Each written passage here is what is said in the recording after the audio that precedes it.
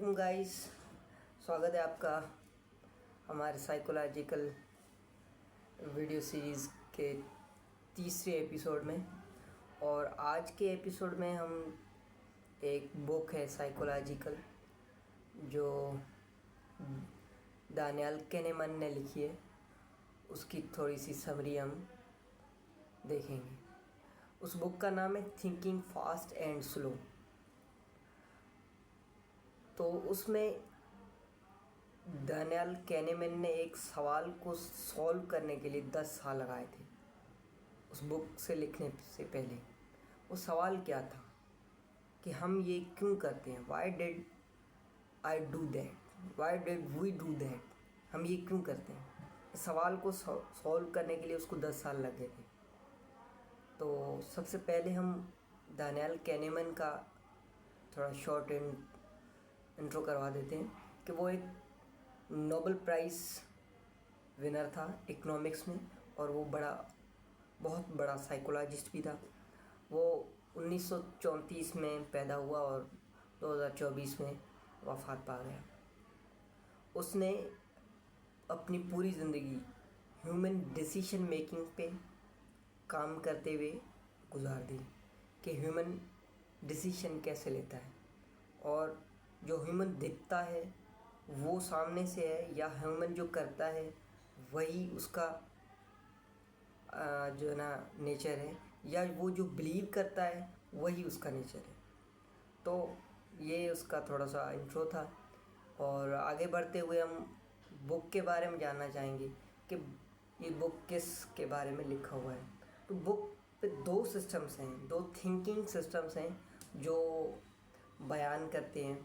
एक सिस्टम क्या है, एक है फास्ट ऑटोमेटिक इमोशनल सिस्टम, जो हम रिफ्लेक्ट करते हैं जल्दबाजी में, जो हम कभी गुस्सा आ जाता है हमें एक ज़री सी बात पे, कभी जो है ना हम घर छोड़ जाते हैं, कभी हम नौकरी छोड़ देते हैं, कभी हम कुछ करते थे, जो जो एक मोमेंट में हम डिसीजन लेते हैं, उसको उसने फास्ट ऑटोमेटिक और इमोशनल थिंकिंग सिस्टम कहा है।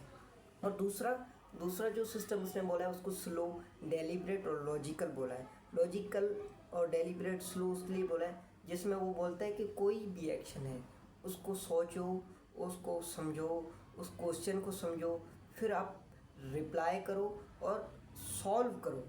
ऐसा नहीं कि रिएक्ट करो। और ऐसे दोनों सिस्टम में फ़र्क क्या बताया है कि अगर जो फास्ट थिंकिंग है, जिसकी जो ऑटोमेटिक इमोशनल थिंकिंग करता है, जो रिएक्ट करता है, वो नुकसान में जाता है, वो कोई फ्यूचर के लिए बेस्ड नहीं कर रहा। तो आपको क्या चाहिए, आपको स्लो और डेलिब्रेट लॉजिकल थिंकिंग रखनी चाहिए।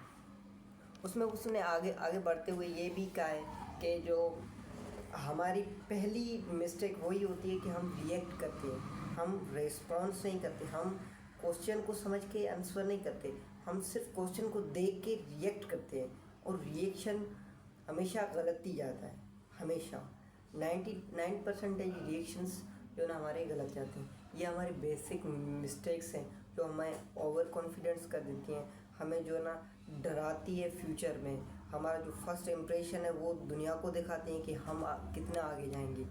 ठीक है, तो हमेशा अपने आप को जो ना स्लो लॉजिकल थिंकिंग पर्सन रखें। अपने डिसीजन को जो ना सोच समझ के आगे प्रोसेस करें। इतने वीडियो लंबी हो जाएगी, तो अल्लाह हाफिज़। मिलते हैं अगली वीडियो में, तब तक के लिए खुदा हाफिज़।